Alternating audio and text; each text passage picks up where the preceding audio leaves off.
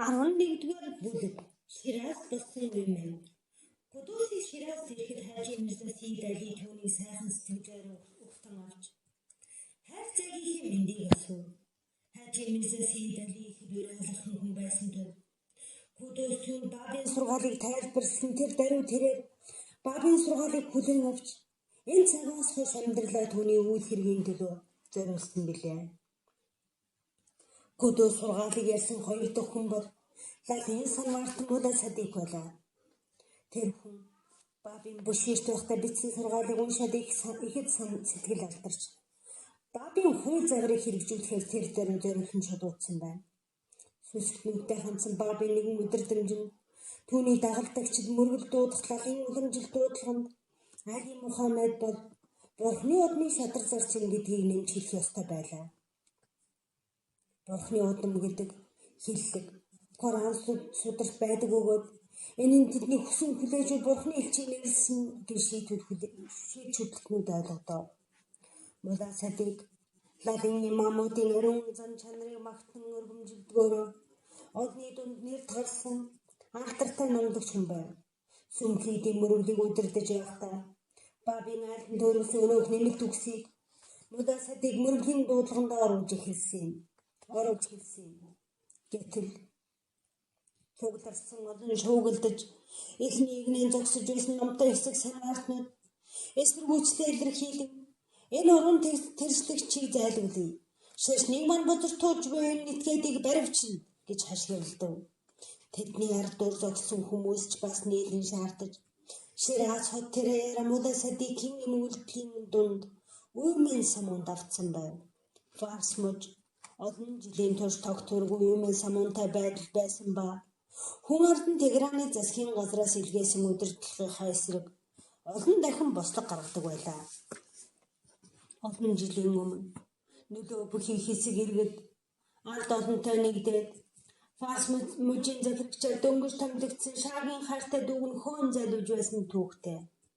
1844 оны сүүлээр бабыг Ширазаас Мекка руу мөргөлийн аянд явсан үеэр эмх замбраагүй байдал газар авч хотын хороо дүүргүүд өөр хоорондоо муудалцсан нудраг зөрүүлэн тэмцэлдэж бөөний дунд шүнхэн унтах нөхцөлгүй болж хүмүүс дээрэмждээс гэр орно хамгаална гэж сурамж хийдэггүй гардаг байлаа.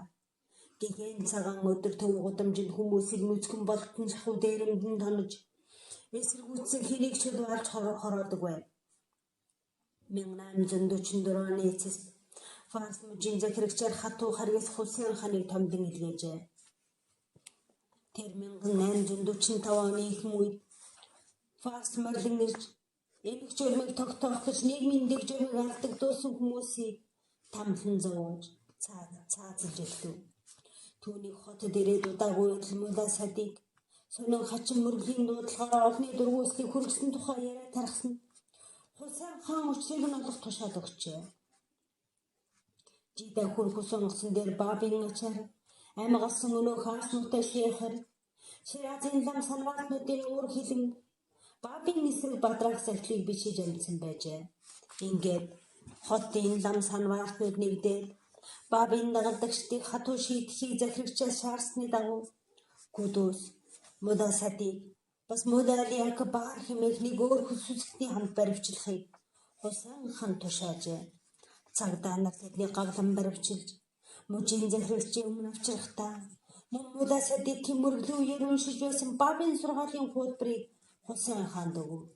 Хусейн хаан түүнийг гүйлгэж харснаа залуур Кудусыг оншуулгүй ахмад насны Мулла Садикт анхаарлаа хандуулан бабын сургаалыг гартаа барьсан хэвээр үнний хаан өөрийгөө тунхагласан тул ноёрхлынхаа өмсгөлийг өөртөө тайлнав гэж дэлхийн хаалт удирдагчдад хандан уг номныхоо ихэнд Сиеди Бааб бичсэн байгааг чи мэдэж байна уу?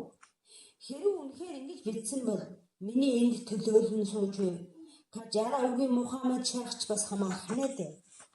Түүний энэ зарлагын дараа тэгвэл Мухаммед шах өөрийн эрх мэдлээс татгалзаж хааны титмээ тайлан өгөх ёстой болж байна уу?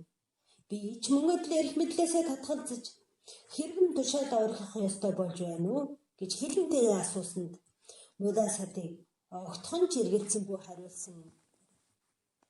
Эдгээр үгсийг зохиогчийн зарласан энэ хүүдэл нээлтийн үнэн тодорхой батлагдсан тэрэнд түүний амнаас гарсан бүх үнэн бас л нотогдно. Хэрвээ эдгээр нь Бурхны үг саваас Мухаммед шах мэд титмээсээ татгалцсан уу? Мухаммед шах мэдэн титмээсээ татгалцсан уу? Байна уу гэдэг бол өчүүхэн асуудал болно. Ингэж татгалцлаа гэд Тэнгэрлэг зоригийг ч өөрчилж чадахгүй. Мөнхийн хүчрэг хааны иргэшээр ноёрхлыг ч хуургаж чадахгүй.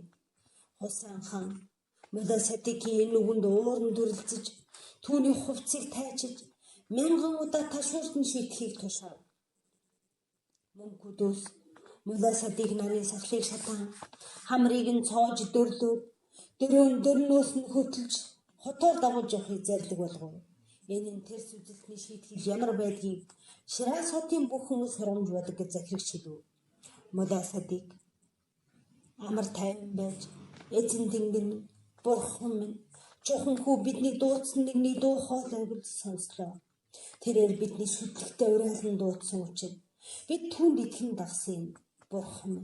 Бурхан минь биднийг болон нүгэл хилэнцгийг маань өршөөн хилтүүлж биднээс нүгэл түүлийн маань нуун халахалж ариун цагаан буйнаар тэнгэрийн оронд аваачна уу гэж мөргөв. Харгас хэрсгийн шийтгэлийг тэр дорн гүйцэтгсэн Кудус Мула Садик нарыг өрөвдөж тэдний үйл хэргийг зөвтгөн өмгөөлөхөн нэгээ хинч байсангүй. Мула Садик нас өндөр бас бие муутай учраас эхний 50 удаа ташууртгал тэсэхгүй биз хэмээн бодож байна. Яг гүйцэтгэгчид ээлж ээлжээрээ түүнийг ташуурцаа. Эцэсвэрдээ ташуурцсан биенээс нь цус садан урсаж байлаа. 900 удаа ташууртахад Садикийн царай анхан шигээл амар амгалан дөлгөөн харагдаж байв. Тэрээр гараа амны хоомн барьж энэ эмсэглэж нуруунд дээр нь бууж байсан ташуурыг үл тоомсорсон шинжтэй байв. Ташууртаж дуусмагч тэднийг дөрлөн хотын гудамжаар хөтлөн яваад Шираз дахин ирэл толгоогч нь авна гэж сануулад хот олхов. Хэн тэднийг эргэж ирвэл цаазаар авна хэмээн хотын захирагч анхааруулсан юм. Тэднийг хот олсгосны дараа нэгэр Мула Садикийн амынхаа өмнө гараа бариад байсны учрыг лавлан асуусан. Эхний 7 цохил тэсгүйе бэрх байсан. Харин үлдсэн хэдэн надад мэдрэгдэхгүй байгаа мэт санагдсан. Тэр үед ташуур нь миний биеинд хүнхээр хүрээд байна уу? Хүрэхгүй байна уу гэж би их гайхаж байсан. Миний оюун санааг хөөр баяр эзэмдээ түүнийг арай гэж дарж нээчихгүй юмсан гэж ихэд хичээлээд. Одоо л хамгаалсанч Бурхан маань нүдэрнхийн зурд өвчин зовлон гангааж уурга шүнийг баяр цэнгэл болгодгийг би ойлгож байна. Өөрийн мөхс зардас нарынхаа дэми хоосон төсөөллөөс түүний хүч чадал хэмжээсгүй ихээр агуу билээ хэмээн Мула Садик хариулжээ. Кудус Мула Садик хоёр Бабын үйл хэргийн төлөө Персийн газар нутаг дээр зовлон амссан анхны хүмүүс нэм. Хөрс Ирак орн Мула Али бас зовлон амсаж байв. Хусан хаан энэ шийдгэлээр санаагаа амраалгүй харин ч итгэл зарснараа Бушир руу илгээж Бабыг өрөвчилж Шираз давчихыг тушаасан юм. 12 дугаар бүлэг Баб баривчлагдсан юм. Ширазын захирагч Хусан хааны тушаалаа цэргүү төрөн шуурхай Бушир руу явлаа. Буширийн оролцох цөлөөр явж байтал Бабыг Этиоп зарцынхаа хамт явж байгаатай таарлаа. Баб тэдэнтэй мэдлээд хаашаа явж байгааг нь лавлсан. Цэргийн дараа нь Бабыг танингуудаа бүх хүнийг хэлсэн дээр байх гэж бодоод захирагчийн тушаал биелүүлэх гэж явна гэв. Гэтэл Баб захирагч намайг баривчлуулахаар та нарыг илгээсэн байна. Би энд байна. Хүснээ хийцгээ хэмээн өгүүлв. Засгийн газрын тушаалны харгас хэрцгийн яланд өөрийгөө шууд барьж өгдөх хүн бас байдгаа хэмээн Ахмад гайхан алмаарав. Тэрээр Бабыг анзаараагүй юм шиг дүрээсгэж аяллаа цааш нь үргэлжлүүлэх гэсэнд Баб түн рүү очиод намайг ирж байгааг чинь би мэднэ. Өөрөөсөө бодоод чамайг анд нүхтий чинь хамт зовлон дуунахнаас би өөрийгөө та нарын гарт өгсөн минь хавгүй дээр гэж хэлжээ. Ахмад Бабын үгэн сэтгэл хөдлөж морноосоо бууж түүний дөрөө гүйсэн аяа Бурхны зөнч мэргэний мэд мингэрл туяа минь. Энэ газраас зүгтэн удаж Хусан хааны нүднээс далд хол байхыг танаасгүй. Та маш хаад хот руу очоод очооч гэж би хичээнгүүл хүсье гэж уйлаа. Өөрөөч цэргүүд нь баабыг зөвхтөл захирагчид амаалдахгүй гэж хичнээн олон амласан боловч бааб татгалзав. Таны өгөөмөр сэтгэл сайхан санааг бурхан тэнгэр хариулах болно. Миний үйл хэргийн мөн чанарыг хэн ч үл таньж түүний нууцыг хэн ч ухаарч чадахгүй. Бурханы хүсэл тааллаас би нүрээ буруулж ис чадна. Тэрээр миний цорын ганц бат бэх хэрэмцээд миний оршин орогнох газар үлгөө. Миний цэн цагийг бурхан шийдэх хүртэл намайг хэн ч хороож эсэх зүрхлэнэ. Хүчит бурханы төлөвлөгөө хэн ч саадуулж үл чадна. Би энд байна. Эзэндээ намайг хүргэж өгөхдөө бүү аймээ хэн ч чамаа буруутгах чадахгүй хэмээн баабыг өгүүлсэн. Ахмад толгой удаан мэхив. Ахмад түүний хийснийг биелүүлэхээр болж цэргүүдээ Шираз явах тушаал буулгалаа. Захирагчийн тушаалыг сорвол түүнд гинж дүн зүйлгээд авч явах ёстой боловч тэрээр цууны тэргүүн морь унан явж байв. Шираз орох хүртлээр цэргүүд баабыг бишрэнгүү дагаж байлаа. Хот руу орохдоо бааб морьтой цэргүүдийг араасаа дагуулan явахыг үзсэн хотын иргэд ихэд гайхан алмарчээ. Ийхүү бааб 1845 онд мөрөглийн аянаас буцаж ирэв. Баабыг ямар байдалтай хотод орж ирснийг дуулсан захирагч гал зуртлаа уурлан. Ширазын эрдэм намтай хүмүүсийн өмнө баабыг дуудуулан авчираад түүний энэ байдлыг бүдүүлгээр шүмжлэн буруутгалаа. Ямар гай тарьснаа чи юу мэдэж байна уу? Манай лалын ариун шүтлэг болон манай хүчирхэг хаанд ямар их гутамшиг болж байгаа мэдвүү чи гэж захирагчийг хилэнтэй асуусан. Хаяа сүчгнүүд минь бурханлаг бос хүмүүн чамд ямар нэгэн гай тарваас зон олныг зоохгүй тулд мөн хийсэн юмдаа хожим харамсахгүй тулд түн туслан замыг нь гэрэлтүүл хэмээн бааб корон судраас иш татан хариуллаа. Юу гинэ чи биднийг эргүү тэнэг муу ер шүгсэн муухайг амтд гэж үзэж байгаа юм бицтэй гэж захирагч урандаа багтран хашигчаад баабын нүр цохихыг бараа улагчтай тушаалаа. Бараа улагч нь зарлиг биелүүлэн түүний төр ба амалгааг унтал цогчээ. Хотын тэргүүн болаа лам яг энэ үед уг өрөөнд байсан болохоор захирагчийн баавтай харьцаж байгаа хандлага харьцааг уг таашаас өнгөөр үл барам Хусан ханыг тайвшруулах гэж оролджээ. Баавтай корон судрын талаар ном хэлцэж болох эсхийг захирагчаас асуусан. Тэр дуртай дөрвөө зөвшөөрмөгц муулан хид хідэн асуулт тавилаа. Тэрээр амлагдсан Каимын төлөөлөгч биш. Каим болон сүсгтэн нарыг холбох зууч биш хэмээн батлан хэлэв. Тэргүүн муулаа баабын хариултанд сэтгэл хангалуун байгаагаа илэрхийлээд баасан гарыг сүмд очиж хүмүүсийн тухай мэдэгдэл хийн үү гэж түүнээс гуйлаа. Хусан хаан баабыг батлан даалтанд авах хүн би эсхийг асуув. Гагцгүй олон түмний сайн танил нэр хүн бүхий хүн баабыг батлан дааж болно хэмээжээ. Бааб ээж болсон явдлыг дуулаад хүүгээ дэмжүүлэхээр ахыгаа хурал руу явуулсан байсан тул тэнд баабын нагц ах Хажи Мирза Сийд Али байлаа. Тэрээр босч баабыг батлан даалтанд авахыг хүсч байгаа илэрхийлв.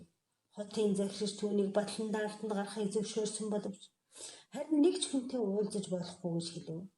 Хажи Мирза Сийд Али үүнийг эсэргүүцээд тэр дөнгөж сая мөрөглийн аянаас буцаж ирээд байгаа учраас өчнөн олон хүн түүнтэй уулзахаар хүлээж буг учрлан хэлтэл захирагч эхний 3 өдөр уулзаж болно.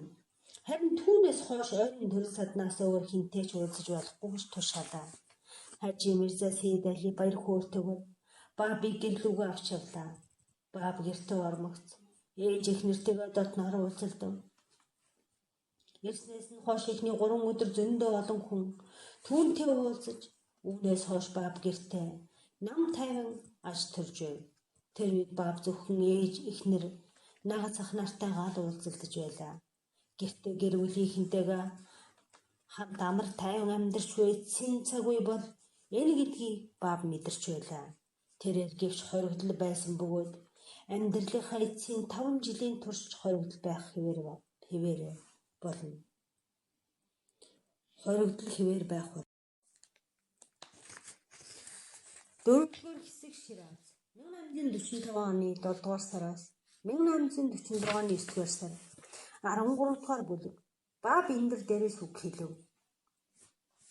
Баабыг гэртээ намжин маж төрж байх үед шинэ өдрийн дуудлагыг түмэн олон түгээж байгаа дагалдагч нар нь Персийн өнцөг булан бүрээс тайлангаа Шираз руу илгээж байлаа. Мулаа Хусын Тегеранаас хойшлон Курсан аймгаар аялж Кудус, Ниаз, Исфахан, Кашан, Кум, Тегеранд очин энэ үед Мулаа Садикийн Яздад дахин зоджээ. Шираст Баабын тухай цуурхал сураг чимээ тархаж хотын санваартнаар түүний эсрэг архамжаа авахаар хувилдаж эхлэв. Ширазын удирдагчид Баабыг баасан гараг сүмд очиж захирагчид бараалхахын хамт өөрийн байр сууриа тодотхон батлахыг шаардлаа. Баабаас тэдний шаардсан гол зүйл нь олон нийтийн өмнө өөрийнхөө тунхаглыг няцаах явдал байсан юм. Баабыг анх захирагчийн өмнө авчирсан байхад захирагчийг тайвшруулах гэж оролдож байсан хотын тэргүүн Мулаа Имам Жумийн дээр санваартан нар очжээ. Имам Жумийн хотын иргэдийн хайр хүндэтгэлийг хүлээсэн сайхан сэтгэлтэй хүн байв. Шираст нэр алдартай хүнтэй үл хүндэтгсэн байдлаар харьцахыг хүсэхгүй байсан учраас Имам Жумийн лам нарын шахал шаардлагаас айлгуулах удаан болтрох гэж хармайж байв. Гэвч шахал дарамт уламж нэмэгдэж хойшлуулахын аргагүй болсон учраас Хажи Мирза Сейд Алид битүүмжилсэн бичиг илгээж захирагчид өгсөн амлалтаа биелүүлэхийн тулд зээд өгөө сүмд авчрахыг хүссэн байна.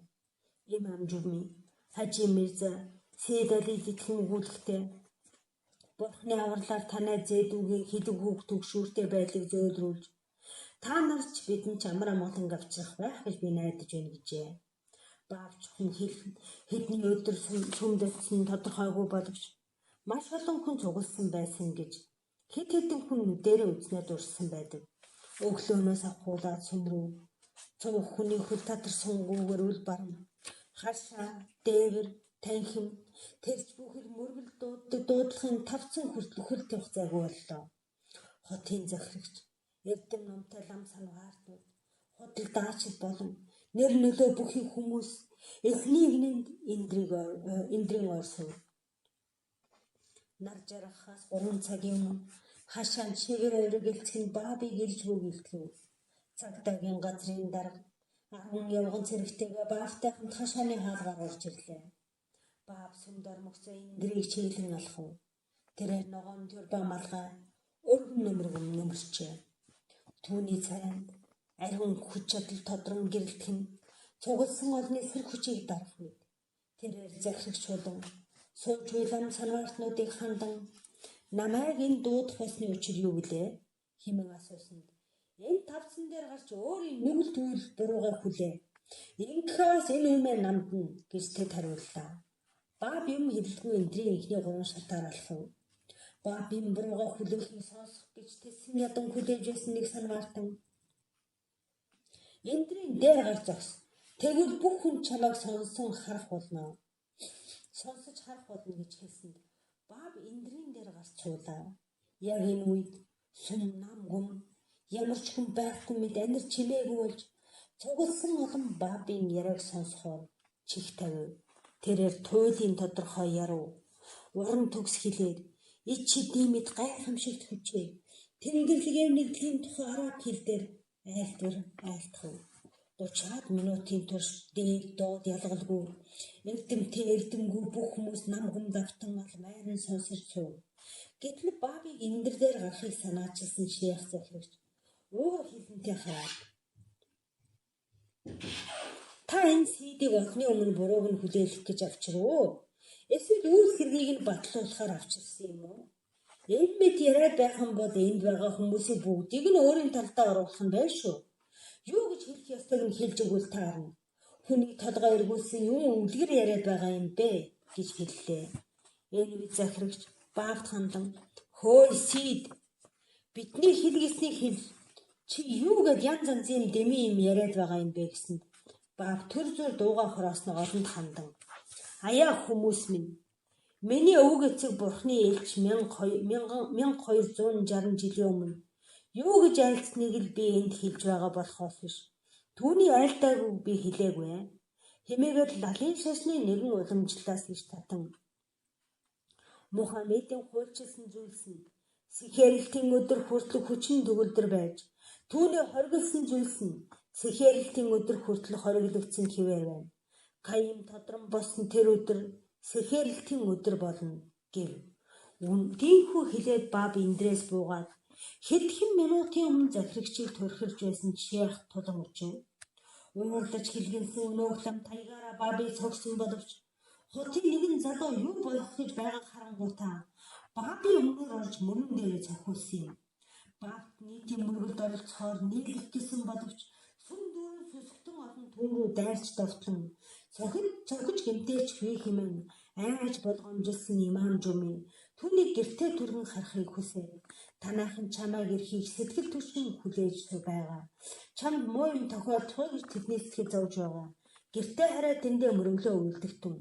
Тэгвэл бурхны имэлмэд энэ үйл чинь илүү үнэлэгдэх болно гэжээ. Баб гэрлүүгөө шууд яв. Хүмүүсийг тайвшруул гэсэн захирагчийн хүсэлтийг тэрээр биелүүлж чадлаа. Түүний тунхаглал худал биш болохоор нэг цаатшгүй байсан юм аа. Гэвч түүнийг сонсох чихтэй бүх хүмүүс тэр өдөр өөрийгөө бурхны элчин гэдгээ зарлаж чадсан билээ. Хүмүүс дунд байсан бабын дагалдагчид түүний үйл хэрэгээ нийтэд зарлан тунхагласныг үзээд улам бүр хүч тийхээ урам зоригтой боллоо. Тэр өдөр түүний тунхаглалыг сонссон хүмүүс дагалдагчд нь болов. Эндэр дээрээс хийсэн түүний тунхаглалын тухай Шираз хот даяар хурдан тархлаа.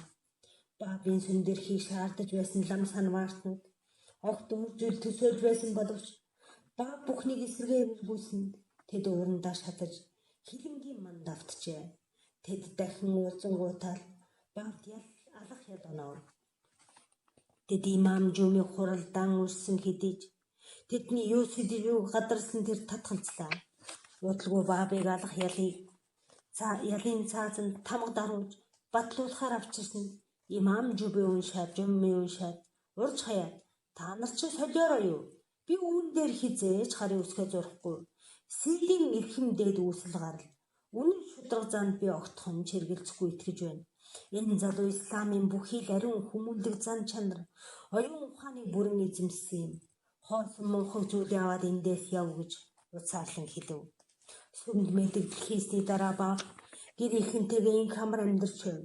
Тунхаглал айлцснаас хойш анхны навруз буюу 1845 оны наврузыг гэртээ тайван тэмдэглэлээ. Баба уг нь Меккагаас Шираз орох замдаа Карбилагаар дайрч хэдэн дагалдагчтайгаа уулзах байсан юм. 1845 оны наврузын дараа тэдгээр баабчууд нэгэн захидлыг хүлээн авчээ. Уг захиан тэрээр төлөвлөгөөгөө өөрчлөн Шираз руу шууд ирсэн гэдгээ мэдэгдээд тэднийг Исфаханд очоод түүний удирдамжийг хүлээж өгсөн ажээ. Тэрээр захиандаа хэрв Шираз руу ирэхэн дээр гэж үзвэл бид та нарыг Шираз руу дуулна. Хэрэг үгүй бол бурхан өөрийн хүсэл таал удирдамжаа та нарт мэдэгдэхээс нааш Исфахан руу яарвчлан очихтун гэжээ. Энэ захидлыг Карбила дэх баабчуудын санаа сэтгэлийг өмүүлж тэдний үнэн чанарыг шалгав. Тэр бидэнд амласнаа яалаа.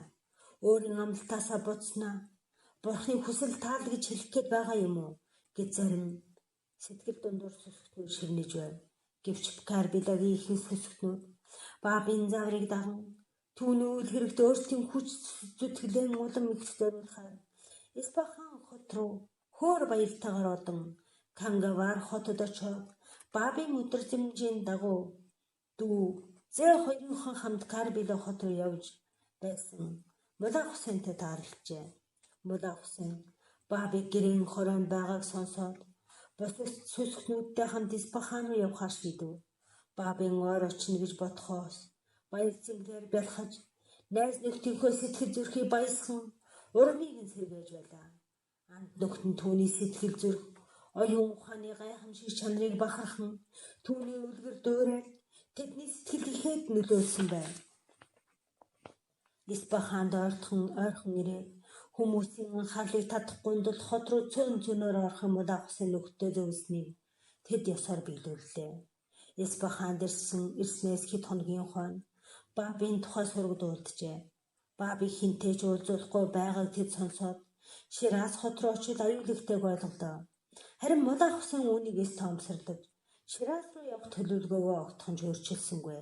Тэрээр нэгэн омгийн хүн шиг хувцлаж Шираз руу мороор очоод хотын гадаа харанхуй болтол хүлээгээд түнэр харанхуй хотыг нөмөрмөгц дүүгээ Хажи Мирза Сейд Алигийнх руу явууллаа. Маргааш нар жаргасан хойно Хажи Мирза Сейд Али хотоос харан Мулах Хусаны хамгаалж гэртээ авчрав. Бааб нагасахынхаа гэрт шөнөд өөр ирж заримдаа үүр цайтал анхны хайр дагалдагчтайгаа ярьдаг байлаа. Испаханд байсан бусад баавчуудыг ч нэг нэгээр нь дуудаж хот руу нууцаар нэвтрүүлэн оруулж баавтай уулзуулдаг байсан юм. Мулах Хусын ихэд бол гоомжилж зүсээ хувиргасан боловч дайсны түүнийг таниад их баригчид мэдэгдсэн учраас түүний хувьд хотод үлдэх нь амарсан зүйл боллоо. Бааб түүнийг яас орж тэндээс Курасан мужид аялахыг зөвлөвд ер нь бичээшээсээ бусад бүх баавчуудыг Испахан руу буцаасан юм. Тэд Ширазаас явсны дараахан сургаал дэлгэрүүлэх шин давлгаа улс орны өнцөг болон бүрийг бүрхүү. Баавчуудыг эсэргүүцэн буруушааж байсан хүмүүсийн бодсноос байдал дахин тис эсрэгээр эргэж баавчууд Ширазаас гарan өөр газар нутгууд руу аялж сургаалаа түгээж байсан учраас Баабын тухай мэдээ жирийн ядуу тосготоос ахуулан Шаагийн ордон хүртэл нийгмийн бүхий л давхаргал тархсан юм. 14-р бүлэг Перс орн зовлон домбоо 1845 онд Баабыг гэрийн хороонд байхад 1834 он хүртэл засгийн эрхэнд байсан Фати Али Шахын ач хүү Мухаммед Шах Перс хаанчилж байлаа. Персийн цагийн эрх мэдлийг үндсэн хуулиар хязгаарлаагүй учир хэмжээшгүй эрх дарахтай байв.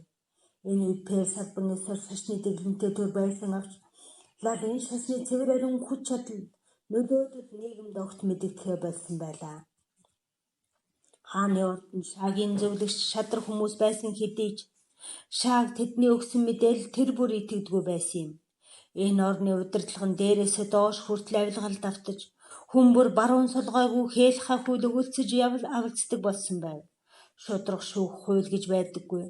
Харин ял сонссон хүнийг маш харгас хэрсгийгээр шийтэгдгээр муу нэр зүүсэн шүүхэл оршдог байлаа. Перст хэдхэн тооны хүмүүс баян тансаг амьдарч хүн амын ихэнх нь туйлын ядуудаар амьдралтай харанхуй бүдүүлэг байв. Фати Али Шах нь ухаан муутай чадваргүй удирдагч гэдгээ баталсан юм. Британий дэмжилгээр Орос улсын эсрэг хэдэн удаа дайцсан бөгөөд энэ дайн Перс улсыг хямралд оруулж зовлон унгаасан билээ. 1828 онд Персийн арми ихээхэн хохирол хүлээж ялагдсан ажээ. Фати Али Шахын хаанчлалын үед хоёр хүн үеийнхэн дотроос ялгарн тодорсны нэг нь удам залгах хунтайж Аббас Мирза, нөгөө нь түүний зөвлөх Мирза Абул Касим буюу Каим Маками Фараханы байв.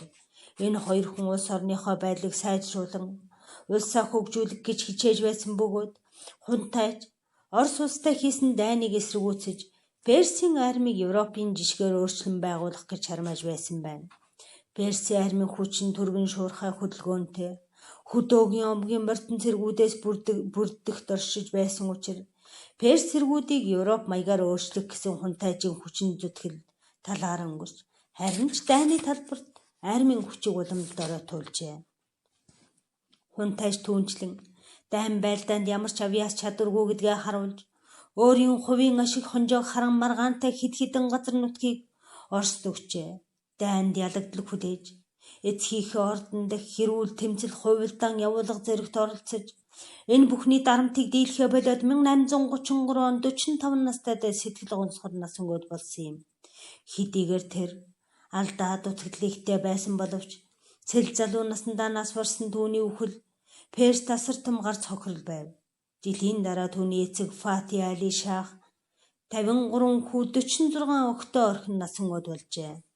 1830-аад оны Перс улс хүндэнгийн улс оронд ч дотоод хэрэгт намархан оролцож болохоор тийм сул дорой байдалд орсон байлаа. Хунтайж Аббас Мирза үххийнхээ өмнө Ууган хүүгээ хаан болгохоор Оросын засгийн газрын дэмжлэгийг авсан байв. Түүний хүү Мухаммед шаах нь тийхүү Орос, Британи хоёр улсын дэмжлэг, аавынхаа үнж сайд Каим Макамын ухаалаг бодлогын ачаар хаан ширээн задарчээ. Засгийн эрхэнд гарснаас 1 жилийн дараа Мухаммед шаах Каим Макамыг алуулсан юм. Ийхүү Перс орон үнэнч сайд төрийн ухаалаг зүтгэлтний алдсан байна. Шаагийн олон зөвлөх нарын ихэнх нь итгэх аргагүй байсан учраас шааг нарыг хөвчлэн тэргүүн визир гэсэн цол өргөмжлийг өөр таашаагдсан сайдтай өгдөг байжээ. Каим Макамыг алуулсны дараа Мухаммед шаах өөрийн номын багш Хажи Мирза Акасийг тэргүүн визирээр новчээ. Британий дипломат ажилтан ноён Хенри Лайард 1840 онд Хажи Мирза Акаситай уулзсан тухайга инхүү дурсан бичсэн байдаг. Перст хамгийн их нөлөө эрх мэдэлтэй ерөнхий сайд Хажи Мирза Акасийг бид хүлээж сув. Шааг улс орноо удирдан авч явах чадлагүйгээ мэддэг байсан тул улсынхаа асуудал тун баг оролцож, харин энэ хүнд бүхэл хаан тусаа даатгсан юм. Хажи бол башир аргатай, залтай хүн авч чадал тэнхээний хувьд хязгаарлагдмал хүн байв. Хэдийгээр тэр сүсэг бишэлтэй муулагийн дүр эсгэвч, харгис хэрцгий, урвч хуурамч, бардам ихэмсэг дээрлэхгүй рajээ. Шашинлаг зан төрхөн түүнийг тэсхийн аргагүй яхир хатуу болгож, Христийн шашинтныг онцгой хүзэн ядгаараа тэрэ алдартай юм. Түүний бодлого, удирдлага, авилгал хаасайг хүн ардыг хяхаж хавчдаг байснаас болж Перс орон үхэл сүрлийнхээ ирмэг тулаад байлаа. Зовлон зүдгүүр гайхамшиг, ядуу тарчиг байдал, уур бохимдол, урд өмнө үзэгдээгүйгээр их боллоо. Тэр бол намхан нуруутай, нүдэнд хүйтэн, хурц хэрцгий зүс царайтай, маш чанга яхир дуутай хүн байлаа. Шираазын иргэн Сидийн тухай цуурхал хааны ордноор дэгдсэнд шааг нэг даруй учрыг олуулахаар нэг хүн илгээхээр шийдэв. Шааг Сид Яхие Дараби гэдэг нэртэй хүнийг элчээрээ явууллаа. Учир нь гэвэл тэр маш их эрдэм номтой, уран цэцэн үхтээгээрээ Перс даяар алдарсан нөлөө бүхий хүн байв. Бусар шашны удирдагчид түүний цэцэн ухаан, хосгүй мэдлэг, гайхамшигтай үзэл бодлыг шагшин магтдаг байсан бөгөөд Сид Яхие ямар ч хурал цуглаанд утсан аяндаа л гол илтгэгч нь болоод хүмүүс дуугаа хураач чих тавин бишин сонсдог байлаа. Шааг түүний үзэл бодол бүрэн итгэж байлаа. Энэ үед Сид Яхие шаагийн зочноор урагдан ирээд ордны нэгэн тэргүүн бараавлагчийн гэрт байлаа. Бид түүний шулуун шударга чанарт итгэж, ёс суртахууны болон оюун ухааны төлөв түвшин байдлыг хүндэтгэж, манай хаант улсын эрдэм номтой бүх лам санваартнуудын дотроос хамгийн төгс төгөлдрнө гэж үздэг тул Ширааз руу явж Сид Бааб химээгчийн асуудлыг сайтар судалж, өөрийн судалгааны үр дүн бидэнд мэдэгдэхийг хүсэж байна гэж түүнд хэлж хүргэв. Бид тэгсний дараа ямар арга хэмжээ авахаа шийдэе гэж шааг Сид Яхиед хэлүүлсэн байв.